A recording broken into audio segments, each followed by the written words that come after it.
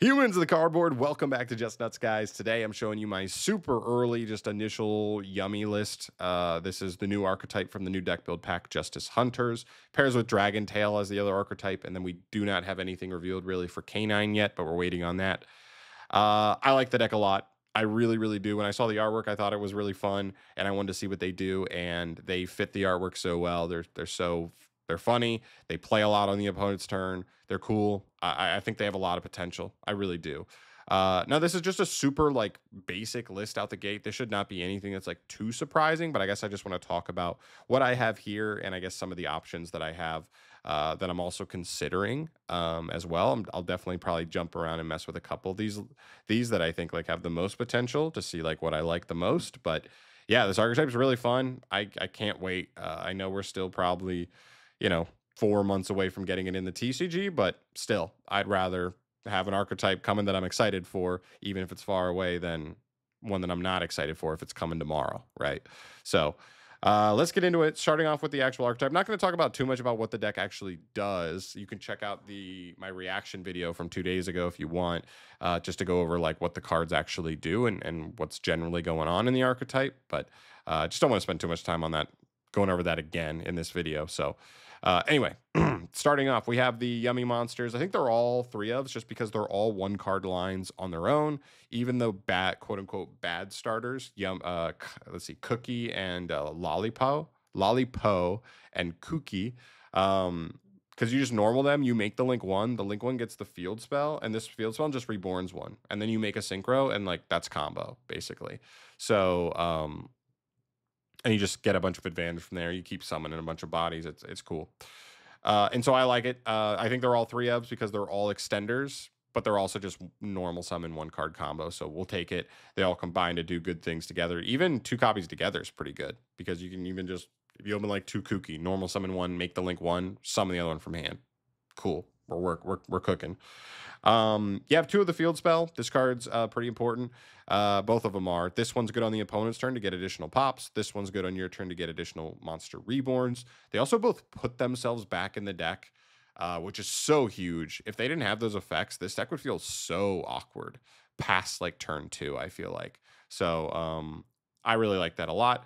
The trap to me is like the odd card out. Like I don't love the trap, although I guess to be fair, like it's, helps you fix your hand to get hand traps and stuff. So like that has value.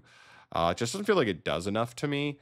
I would not be surprised if when this deck comes out, it is the popular decision to like not include this card. We'll see. The additional stuff we play outside of like the main deck engine stuff is 3 Obedient Schooled and 3 in like the Sky Striker package, the 3 Engage, the Hornet Drones, and the Widow Anchor. Uh, Engage is one card combo because you can just go like Hornet Drones, get Hornet Drones for Kagari.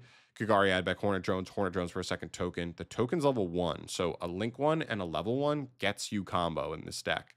And then you go from there. Obedient School, just summing all three of these out is just so strong. Even if they're negated, the bodies still get you into stuff. Like we have a link 1. We go from there. Which is really good. Even if it resolves and you're locked into beasts, the deck still does quite a bit. So it's quite a bit of interruption. You're going to get like a pop from the field spell, a double Book of Moon from the one synchro, a Papa Monster from Cookie, I believe, and a Graveyard Interruption from Lollipo. So you're still getting 4 solid interruptions, even if you're locked into this card. This card's just maybe too strong to ignore. Plus, it's just Ash Bait, right? And it's always good to have an Ash Bait card when you have so many other starters alongside of it. Because, like, if you activate this and your opponent has Ash, they have to Ash this. They cannot let this resolve.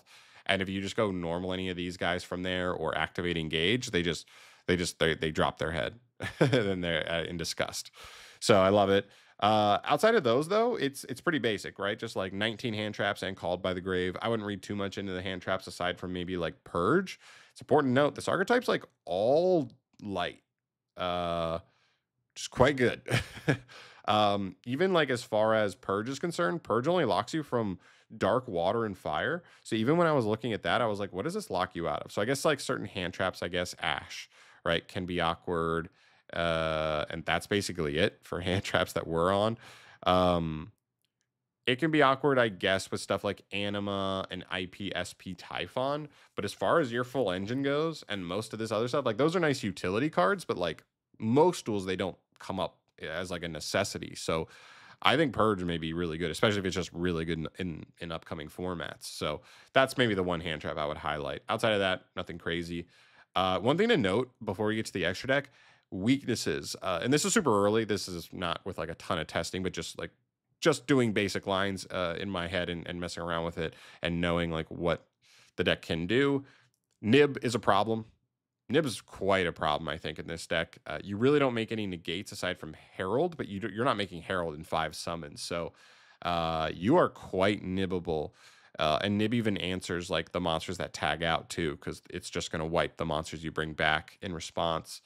Um, so that's a little tough. I think Nib is maybe something to consider when you're picking a secondary engine to go with this deck, but we'll see. That's why something like Obedience School could be kind of good because it lets you play without normal. So even if like this does get, if you get nibbed, you might be able to normal and like still play, or at least end on something through nib, which does has value for sure. So that's cool. Into the extra deck, obviously you have your basic 4 synchros. I play 2 of Yummy Way because he's the one who just searches 2 cards. He's like a duo drive that dodges targeting hand traps, which is so crazy. You have Lollipo and Cookie. These are really good. I really like Cookie. This is the one that Book of Moon's 2 monsters on summon on synchro, which is really good. And then Yummy can reborn too, so just gets you a ton of extra bodies. You just keep playing. Metal March is really easy to make in this deck because these guys are all level 2 tuners, synchros, and then you're just reborning. A lot of the times you just get a 1 back, and then you can go into him. He helps you just keep syncing up, and this is the guy who helps you really facilitate Herald of the Arclight for an Omni on the end board, which is really nice because the deck has solid interruptions, but the Omni really comes in handy here. Potentially Floodgate too, depending on the format.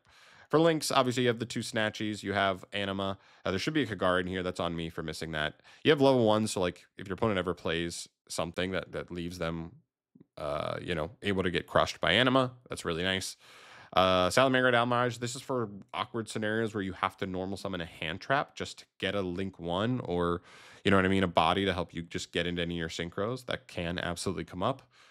IP Masquerena, SP Little Knight, just bonus stuff. If you're just getting bodies on the field, sometimes it's stronger to end on an IP rather than just the yummy cards. And then SP and Typhon, these cards just come up for outing random cards. This deck has monster pops, but that's about the only on-field removal the deck has in archetype. So I do like having access to like a banish and a bounce, to just handle certain things. This deck plays really low to the ground, so if you can end on one of the synchros like plus an extra body, make Typhon finish clearing a board if you're like in a going second or in a grind state, and then still end on the synchro that's tagging out and getting you like 3-4 interruptions on the opponent's turn anyway. I think you're in a really good spot. So I still think Typhon comes up in a deck like this. And that's basically it for like the main deck profile situation. I think it's a good starting point. Obviously it's not perfect. This is literally day 2, and I didn't even have time to work on it yesterday because the Utopia stuff came out. So it is basically day 1 stuff. I want to hear your guys' thoughts on everything. I want to hear if there's anything I don't mention in this video. I want to hear from you guys down below. What else do you think has synergy, makes sense with this archetype? What's a card or engine I'm not mentioning here that you think could make a lot of sense? I'd love to hear where you guys are coming from there. As for some other stuff to mention in the side deck here that could be other ways you could look at playing the deck, Primate's kind of interesting. Aether Barrel's not a level 1, but he is just a dragon, so you can just make Striker Dragon with him to put a link 1 on the field, which turns on all the other yummy monsters to be extenders. So I think that could still work while just playing the Primate engine, and like that's just going to get you stuff in rotation as well, which is cool. Not sure if it's totally strong enough, but I still think there's quite some potential for sure. Just Primate all over the place. Feels like some decks it has perfect synergy. Some decks it's like, oh, it's almost there. This feels like one of those where it might be like almost there and maybe. We'll see.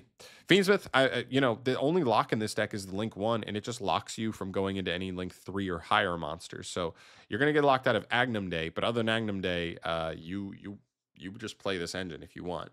And if we're talking about a deck that really struggles with like Nib, being able to make this like Caesar or something to really have a response for Nib can still have a lot of value here. Mimigul, I think, is really interesting. This is not as good as like a generic engine as some of the other engines we're talking about. Because like probably takes your normal summon, and you know what I mean. There's some stuff there, but you know this deck has level ones. Mimigul's making rank ones and puts multiple level ones on the field. So Mimigul can easily make a link one and a level one, which is one card combo in, or which is full combo in Yummy. And Yummy can easily put 2 1s on the field as well and just make Giant Mimigul and get you into the Mimigul engine from there. So I think there's some cool potential here for the two. This may be one of those things where maybe this archetype makes for a better version of Mimigul, but not a better version of Yummy. It seems like Yummy's the better of the two at this point and has a higher ceiling. So I'll be curious, and I'm wondering if there's like a good in between point where we're not playing too much of either engine, but they really combine nicely, connect between each other well, and I don't know, allow each other to kind of take advantage of their biggest strengths. I'd be very curious to see how that works out. Pearly is another interesting one. That's just an engine that you know you can get multiple level ones on the field pretty easily. You do have to discard some stuff, and this is not necessarily a deck that loves discarding. You do want to hold on to your hand advantage, but still, it's something. Snake Eye, I know original is gone, and that probably kills quite a bit of this because like if we had original, we may be able to use like Jet Synchron even, right? Because he's worth 2 bodies, right? He's a level 1, and he's the obviously he can make a link one with him, like make like Anima with him. So that's pretty cool. But I think with the current bands we have right now, I'm not sure they're quite good enough. Azamina is pretty interesting as well, though. I do think Azamina is really spicy, just because, like I said before, Nib, huge problem. Being able to summon the Omni Negate off of the Azamina engine can be very, very big, and just allowing us to not worry about Nib as much. This deck feels like it can beat all the weenie hand traps pretty well, for sure. So it's the big swing ones that can just kind of auto lose you the duel. Those are the ones you're more concerned about. So Azamina could make sense here for that, right? Help stop Nib. Doesn't help stop stuff like Dark Ruler and Droplet, which is another potential issue for the deck.